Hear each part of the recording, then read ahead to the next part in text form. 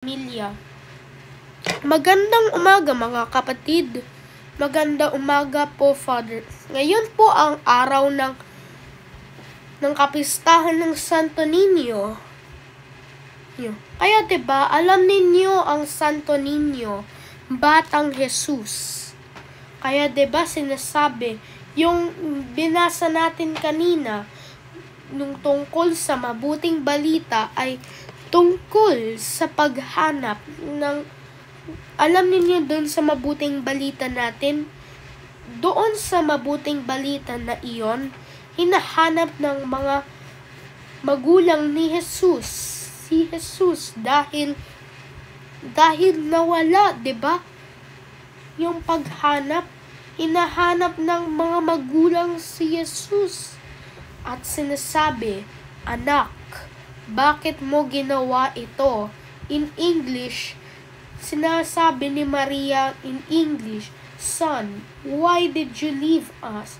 We were worried. That's why yun yung ibig sabihin ng Santo Niño. Kaya 'di ba ang Santo Niño, Batang Jesus.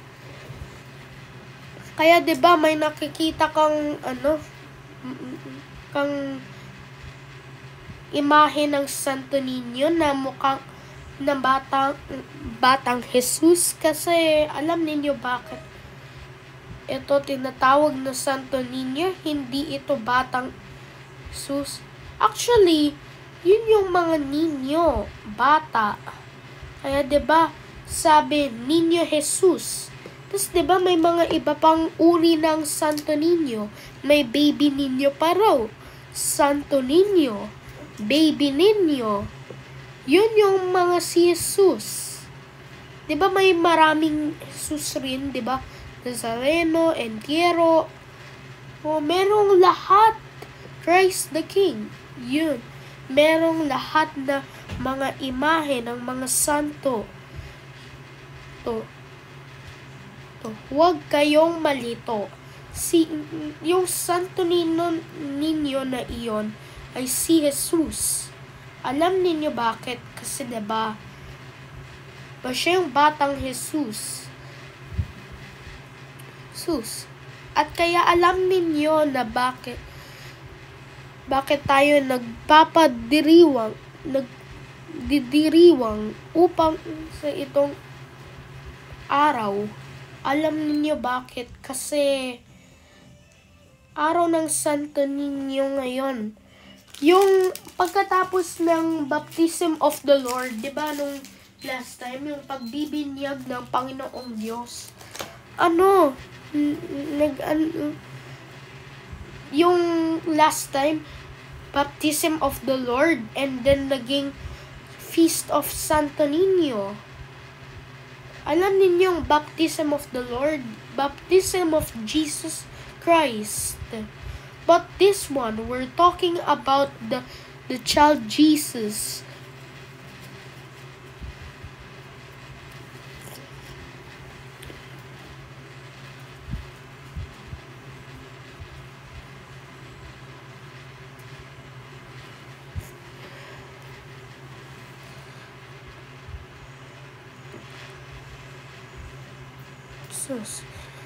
This part of this season,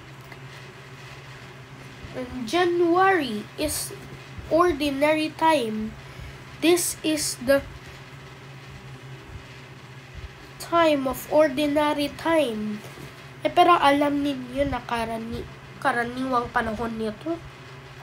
'Di ba nung nagsimula ito ng Lunes, nung January 13, nagsimula yung ordinary time, karaniwang panahon. Pero ngayon naman ang kapistahan ng Panginoong Niño Jesus. Kaya 'di ba, wag lang kayong malito. Sinasabi ko ito ulit na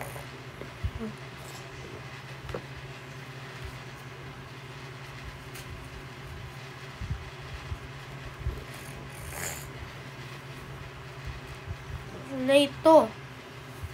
At dito naman sa itong itong mabuting balita. Sinasabi raw na, alam niyo yung,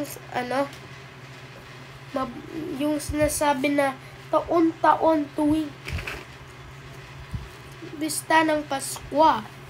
Alam niyo yung Pasko? Passover.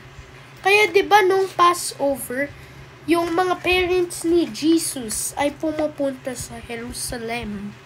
At nang 12 taon na siya, it means when Jesus was 12 years old, went there before, like what they were doing. After the feast, 'di ba, umuwi na sila? Pero nawala si Jesus. Nagpaiwan siya sa Jerusalem, pero hindi ito napansin ng kaniyang mga magulang. At nagpag-akakala ng isa na si Jesus ay kasama ng isa. Nagpatuloy sila ng maghapong paglalakbay. Nalaman nila wala siya, hindi siya kasama. Hinanap nila sa mga kamag-anak nila at kakilala. Hindi nila siya matagpuan, kaya't bumalik sila sa Jerusalem upang doon hanapin.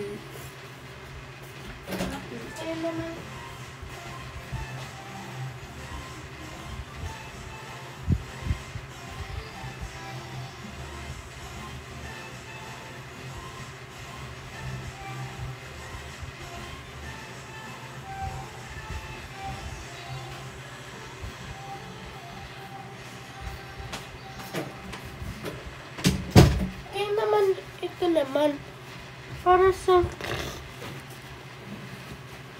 magsasabi nito na upang sa pag-ibig ng Panginoon.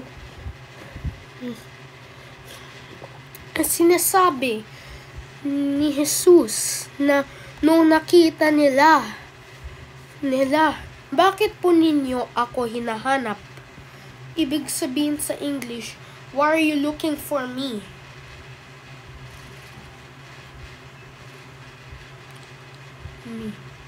Don't you know that I should be in my Father's house? He said that. Sinabi raw niya sa mga magulang. Pero hindi naman nila alam, hindi alam ng mga magulang ni Jesus.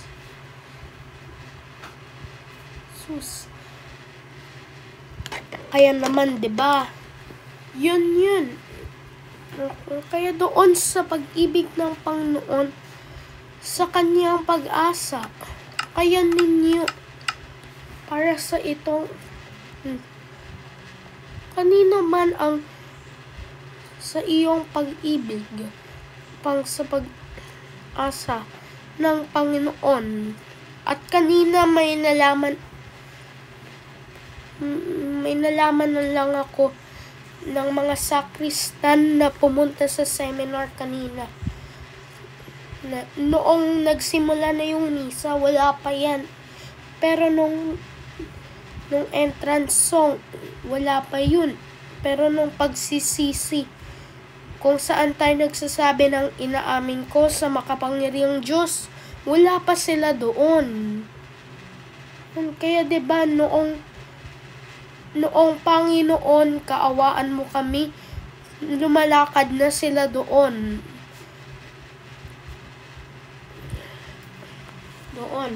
Kaya naman pinansin ko na nagkikwento sila.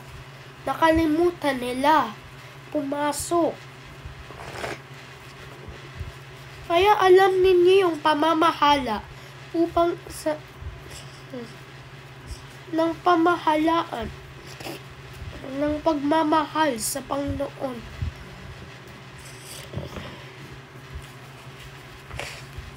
Ay sundin natin ang kailangan natin gawin.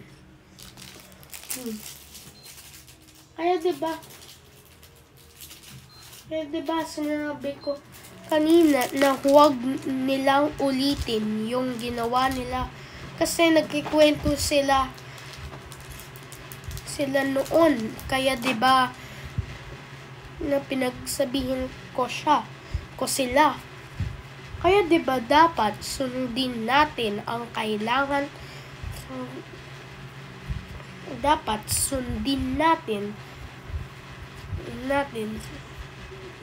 ang kailangan gawin. Amen. Magsitayo po ang lahat. Sumasampalataya ako sa Diyos sa mga makapangyarihan sa lahat na may gawa ng langit at lupa.